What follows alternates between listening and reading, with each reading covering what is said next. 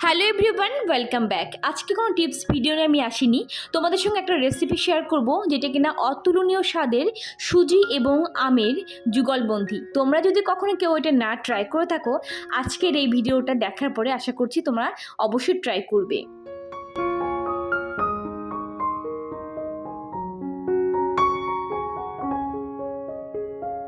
আম সুজির ক্ষীর বা আম সুজির যুগলবন্দি তৈরি করার জন্য এখানটা নিয়ে নিয়েছি চিনি, নিয়ে নিয়েছি খানিকটা পরিমাণে সুজি, আর তার সঙ্গে নিয়ে নিলাম দুটো পাকা আম মাঝারি সাইজের, আর তার সঙ্গে নিয়ে নিয়েছি এখানটা হাফ লিটার দুধ। আমি যে সমস্ত ইনগ্রিডিয়েন্টস তোমাদের সঙ্গে শেয়ার করলাম এইগুলো দিয়ে আমি তৈরি করব, এর মধ্যে আদার্স আমি কিন্তু কিছুই আর মেশাবো না। তো চলো ভিডিওটা শুরু করা যাক। প্রথমে আমি গ্যাস অন করে দিয়ে আমি প্রথমে দুধটা আগে জাল দিতে বসিয়ে দেব, আর অবশ্যই কিন্তু দুধের মধ্যে একটুখানি জল মিশিয়ে জাল দেবো। এতে কি হবে, যখন দুধটা টেনে যাবে না, ওই জলটাও টেনে যাবে, দুধের পরিমাণ কিন্তু কমে যাবে না। ওদিকে দুধ জাল হতে হতে এদিকে আমি সুজিটাকে কিন্তু ভেজে নেব। আমি কিন্তু কোনো ঘি বা কোনোরকম কোনো ড্রাই ফ্রুটস কিন্তু আমি ব্যবহার করব না। এখানটা আম আর সুজির যুগলবন্দি মানে শুধুমাত্র আমেরই ফ্লেভার পাবে, অবশ্যই তার সঙ্গে দুধ মিক্সড করব, কিন্তু এখানটা কোনো ঘির ফ্লেভার পাবে না। বা তোমরা কোনো বাটার দিতে পারো বা ড্রাই ফ্রুটস তোমরা দিতে পারো, কিন্তু আমি তোমাদেরকে বলবো কিচ্ছু দিয়ে ভাজবে না, শুধু প্লেন তোমরা কড়াইতে বা যাতে করো না কেন, তাতে তোমরা শুধু প্লেন যে সুজিটা সেটাই ভেজে নাও। এখানে ঘি দিলে ঘির ফ্লেভারটা কিন্তু অন্যরকম চলে আসবে, আর খেতে তেমন একটা স্বাদ লাগে না, যেটা কিনা নর্মাল ভাজলে যতটা ভালো হয়। এখানটা আমার লাল লাল করে ভাজা কিন্তু হয়ে গেছে সুজি, ওদিকে দুধও কিন্তু আমার জাল দেওয়া হয়ে গেছে। সুজিটাকে কিন্তু আমি নামিয়ে নিলাম একটা শুকনো জায়গাতে। সুজি ভেজে এদিকে নামিয়ে রেখে দিয়েছি, ওদিকে দুধ তো জাল দেওয়া হয়ে গেছে। এইদিকে কিন্তু আমি আমগুলোকে আমি কেটে নেব। আম আমি দুভাবে কেটে নেব। আমি দুটো আম এখানটায় কেটে নিচ্ছি। খানিকটা আম আমি কিন্তু একদম স্কোয়ার শেপে কেটে নিয়েছি কিউব কিউব করে, আর খানিকটা আম মানে একটা আম আমি কিউব কিউব করে কেটে নিয়েছি, আর একটা আম কিন্তু আমি গ্রেটারে গ্রেট করে নেব। তোমরা চাইলে ব্লেন্ডারে ব্লেন্ড করতে পারো, তবে আমি তোমাদেরকে বলবো তোমরা ব্লেন্ডারে ব্লেন্ড করো না, এইভাবে গ্রেটারে তোমরা গ্রেট করে নাও।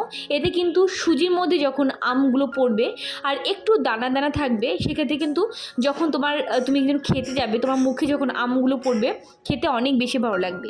এখানটা দেখতে পাচ্ছ আম গ্রেট করে নিয়েছি, আর এখানটা কিউব কিউব করে কেটে নিয়েছি খানিকটা পরিমাণে আম। চিনি তো আছে, সুজিও ভেজে নিয়েছি। চলো এবার রান্নাটা স্টার্ট করা যাক।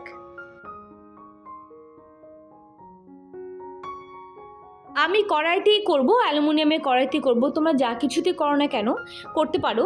তো এখানটা আমি দুধ যে জাল দেওয়া অর্থাৎ ঘন করে রাখা দুধটা আমি প্রথমে কড়াইতে দিয়ে দিলাম।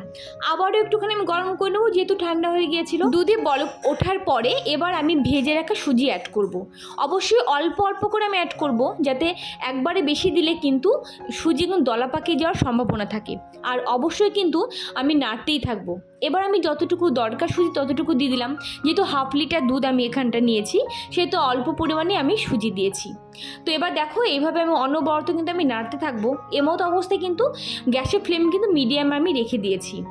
এখন যখন আমি দেখবো মোটামুটি আমার হয়ে গেছে, সে মতো অবস্থায় কিন্তু আমি এখানে অ্যাড করে দিচ্ছি গ্রেট করে রাখা আম। এখানটা বারবার করে বলছি তোমরা কিন্তু গ্রেট করে দেবে, ব্লেন্ডার ব্লেন্ড করে দিও না, তাহলে কিন্তু খাবারটা অতটাও টেস্টি লাগবে না যতটা টেস্টি লাগবে তোমরা যদি গ্রেট করে দাও আমগুলোকে। দেখতে পাচ্ছ আম দেওয়ার পরে সুজির আর দুধের যে কালারটা পুরো হলুদ হয়ে গেছে, মনে হচ্ছে এর মধ্যে কোনো কালার মিশিয়েছি, কিন্তু কখনোই না। আর দেখতে কিন্তু খুবই সুন্দর লাগছে, খেতে কিন্তু আরও অনেক বেশি মজা হয়। আর তখনই তুমি আমটা অ্যাড করবে যখন দেখবে যে তোমরা মোটামুটি সুজি হয়ে এসেছে, মোটামুটি দেখবে 80% হয়ে গেছে, তখন তুমি দেবে। আর আম দেওয়ার পরে মোটামুটি 2 মিনিট রাখবে কড়াইতে, এর বেশি রাখবে না। আম দেওয়ার পর যখন একটুখানি উতরে উঠবে, ব্যাস তারপরে তোমরা কি করবে, চিনিটা অ্যাড করবে। চিনিটা গলতে যতটুকু সময় লাগে ব্যাস ততটুকু সময় লাগবে।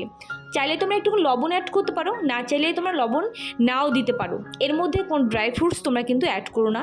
এই কারণে বলছি আমের যে একটা ফ্লেভার, আমের যে একটা স্বাদ, সেটা কিন্তু তাহলে আর পাবে না। তুমি যদি ঘি দিয়ে যদি এতক্ষণ তুমি ভাজতে সুজিটাকে, তাহলে ঘির একটা ফ্লেভার পেতে, অ্যাকচুয়াল আমের যে ফ্লেভার সেটা কিন্তু তোমরা এর ভিতরে ততটাও পাবে না যতটা তুমি যদি সুজি দাও। আমি এর জন্য বারবার করে বলছি কোনো ঘি বা কোনো ড্রাই ফ্রুট কিন্তু এর মধ্যে তোমরা অ্যাড করবে না। নামানোর আগে অবশ্যই একটুখানি গুঁড়ো আমুল দুধ দিয়ে নামিয়ে দেবে। এতে কিন্তু এই সুজির টেস্টটা কিন্তু অনেক বেশি আরও বাড়িয়ে দেবে। তোমরা যদি এইভাবে কোনোদিনও না ট্রাই করে থাকো সুজি আর আম দিয়ে, তার সাথে অবশ্যই দুধ মেশানো এই ক্ষীর অবশ্যই বাড়িতে এই আমের সিজনে একবার ট্রাই করো। আর খানিকটা পরিমাণে কিন্তু আমের কুচি আমি রেখে দিয়েছিলাম, নামানোর আগে আমি কিন্তু গ্যাসটা ফ্লেমটা যখন অফ করে দেবো তারপরে আমি মিশিয়ে তারপরে নামিয়ে নেব।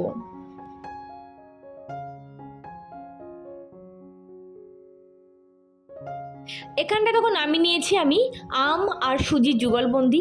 এটা কিন্তু খেতে খুবই সুন্দর, দেখতেও কিন্তু খুবই সুন্দর লাগছে। নামানোর পরে একটু ডেকোরেশনের জন্য জাস্ট ওপর দিয়ে আমের কিছু আমি কিউব কিউব করে রাখা মানে আমগুলো আমি দিয়ে দেবো। আর ভেতরে তো অবশ্যই আরও আছে। তো এইভাবে অবশ্যই তোমরা কিন্তু আমের সিজনে একবার ট্রাই করো আম আর সুজির যুগলবন্দি। অতুলনীয় স্বাদ, আমি তোমাদেরকে কথা দিচ্ছি, ভীষণ ভালো লাগে। বড় থেকে ছোট সবার পছন্দ হবেই হবে। কেমন লাগলো এই রেসিপিটা অবশ্যই তোমরা কিন্তু কমেন্ট করে জানাতে ভুলো না। দেখা হবে নতুন আরও একটা ভিডিওর সাথে। আর ততক্ষণের জন্য তোমরা সবাই অনেক ভালো থেকো, অনেক হ্যাপি থেকো। টাটা।